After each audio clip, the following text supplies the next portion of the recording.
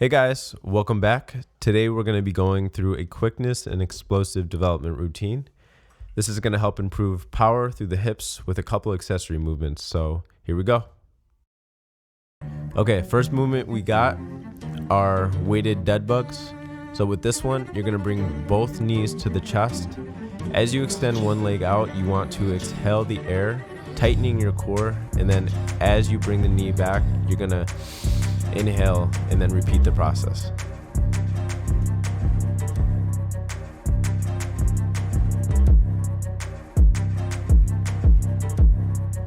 Next movement up is fire hydrants. So this one, you're gonna get on all fours into tabletop.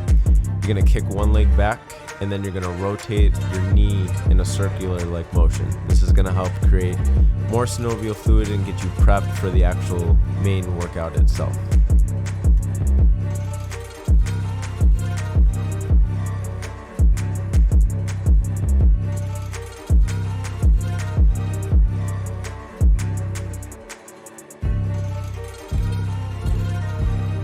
Okay, next move we have our banded farmer carries.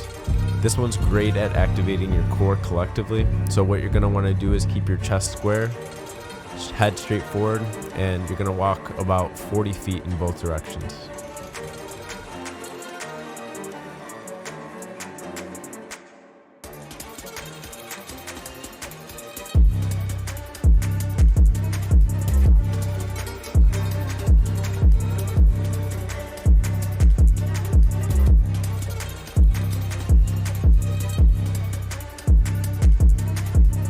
All right, next movement are broad jump to box jumps. So this one, you're gonna wanna square your feet, hips back, you're gonna explode forward and then quickly jump straight up. This one is really about quick transition from one to the other. So make sure that you really explode through the hips, lots of power, drive fast and quick, and then repeat the process.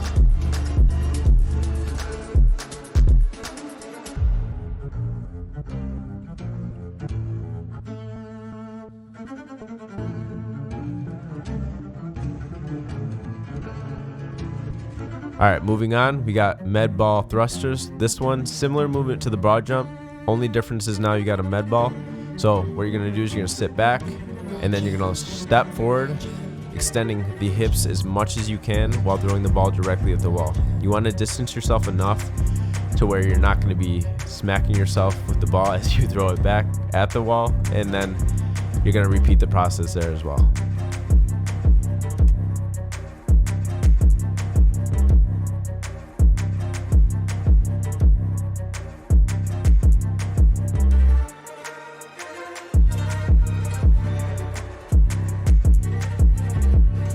Okay, moving on, we got split jumps. This one, you're gonna wanna elevate one foot, keep the other one braced on the ground, and then you're just going to jump up with one leg as high as you can.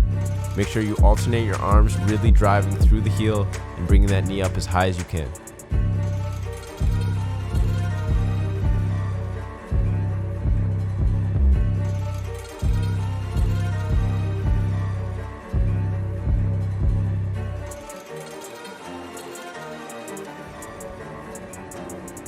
All right, moving forward, we got straight leg deadlifts. So this one, you wanna keep a slight bend in your knee, hips back. You want most of your weight distributed on your heels. So when you perform the hinge, you don't want any change in your knees. You want to make sure that most of the movement is coming through the hips and you're loading your hamstrings. The more that you sit back, the more that you'll hit your hamstrings.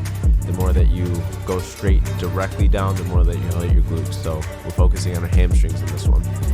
Next one, we got Nordic Curls. You're gonna wanna make sure that you have a bar that's gonna hold your ankles down. And all you're gonna do is just keep that constant tension with the extended hips while limiting flexion. And then you're gonna bring yourself all the way down to an object. So make sure that you have something in front of you so that way you don't smack your face on the ground. And then just kind of go through and just go as slow as you can. This is the isokinetic movement. So you really want to go as slow as you can through the entire movement. And if you are struggling with this one, a really good way to kind of assist yourself is by tying a resistance band above your head. As you'll see, I've got a black resistance band attached to the bar above me. You can use it as an assistance to kind of pull yourself back up if needed.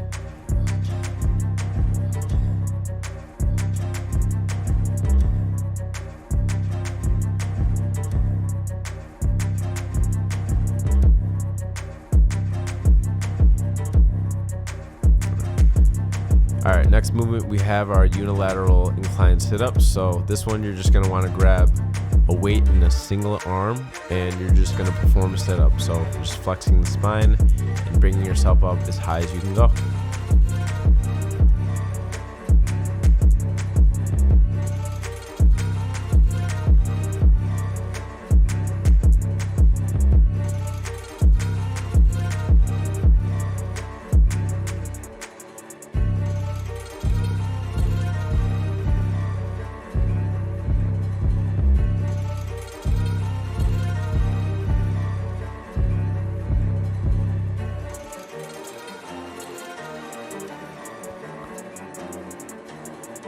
Okay, last movement we have for the day are resistance band curls. So this one you're gonna wanna go slow on the eccentric portion of the movement, and then you're gonna wanna do a fast concentric pull on the last portion of the movement. So just go slow, make sure you're breathing, and as always, keep your core tight, regardless of if you are working your core directly or not, and then just move through the entirety of the set.